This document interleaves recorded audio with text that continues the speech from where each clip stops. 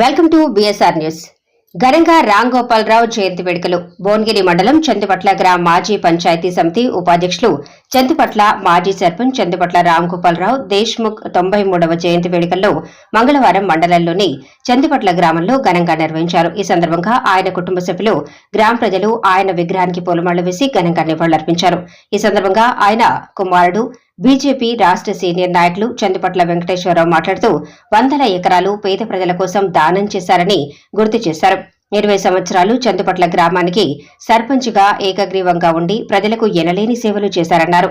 చందుపట్ల గ్రామంలో స్కూల్ భవనం, సహకార సంఘం భవనం, గ్రామ పంచాయతీ కార్యాలయం, వాటర్ ప్లాంట్, శివాలయం, పోచమ్మ, మైసమ్మ దేవాలయాలకు తన సొంత స్థలం ఇచ్చారని తెలిపారు. మండలంలోని పెంచకలపాడు, వీరవెల్లి, రామచంద్రాపురం, కంచనపల్లి గ్రామాలలో ఎంతో మంది పూలమాలలు వేస్తున్న వెంకటేశ్వరరావు పేదలకు తన పొలాలను ఇచ్చిన మహానుభావుడు రామ్ గోపాలరావు అన్నారు. ఆయన ఆశయ సాధన కోసం యువత ముందుకు సాగాలన్నారు. ఈ కార్యక్రమంలో ఆయన కుమారులు చందుపట్ల వెంకటేశ్వరరావు, రాజేశ్వరరావు, రామ్మోహన్ రావు, మనవడు సుజిత్ రావు, గ్రామ నాయకులు కంకల కిష్టయ్య, దంతూరి భాస్కర్, జమ్ముల రమేష్, చిన్నం ప్రభాకర్, పిట్టల రాములు, మందడి పాపిరెడ్డి ప్రజలు పాల్గొన్నారు.